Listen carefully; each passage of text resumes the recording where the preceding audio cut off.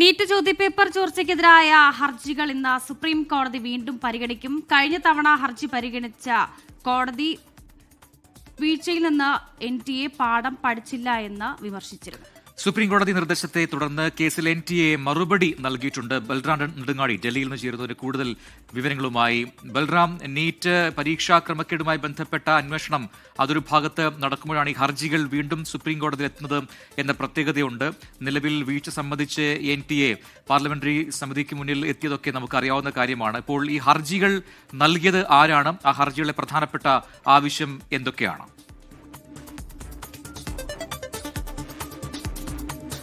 Very good morning Prajin, വർഷ.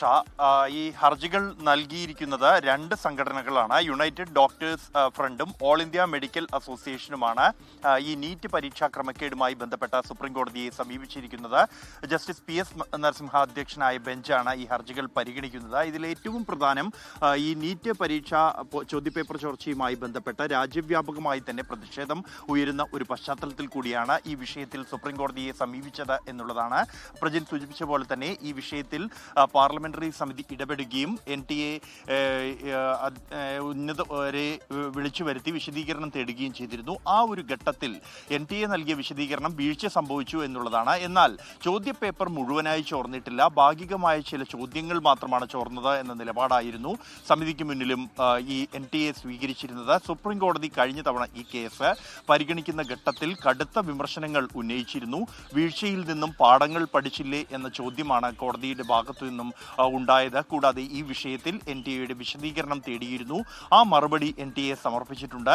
ഈ മറുപടിയിൽ എന്താണ് സുപ്രീം കോടതിക്ക് മുന്നിൽ NTA മുന്നോട്ട് വച്ചിരിക്കുന്നത് എന്നുള്ളത് തന്നെയാണ് ഇതിൽ ഏറ്റവും പ്രധാനം. വീഴ്ച സംബന്ധിച്ചതായി അതിൽ വ്യക്തമാക്കുന്നുണ്ടോ, അല്ലെങ്കിൽ എന്തെല്ലാം കാരണങ്ങളാണ് വിശദീകരിക്കുന്നത് എന്നുള്ളത് ഇന്ന് കേസ് പരിഗണിക്കുന്ന ഘട്ടത്തിൽ ഏറെ നിർണായകമായി മാറും. നേരത്തെ പാർലമെന്ററി സമിതിക്ക് മുന്നിൽ നൽകിയതിന് സമാനമായ ഒരു വിശദീകരണമാണെങ്കിൽ കോടതിയുടെ ഭാഗത്തു നിന്നും ഈ വിഷയത്തിൽ ഉണ്ടാകുന്ന നിരീക്ഷണങ്ങൾ അത് ഏത് തരത്തിലാകും എന്നുള്ളതും ഉറ്റുനോക്കുന്നുണ്ട് രാജ്യം. പ്രത്യേകിച്ച് ഈ പുനഃപരീക്ഷ നടക്കാനിരിക്കെയാണ് ഇത്തരത്തിലൊരു ഹർജി സുപ്രീം കോടതിക്ക് മുന്നിൽ വരുന്നത്. കൂടാതെ രാജ്യവ്യാപകമായി തന്നെ യുവതലമുറ സമൂഹ മാധ്യമങ്ങളിലൂടെ കടുത്ത വിമർശനങ്ങൾ ഈ NTAക്കെതിരെ ഉന്നയിച്ചുകൊണ്ടിരിക്കുന്ന ഒരു പശ്ചാത്തലത്തിൽ കൂടിയാണ് ഈ കേസ് സുപ്രീം കോടതിക്ക് മുന്നിലെത്തുന്നത്.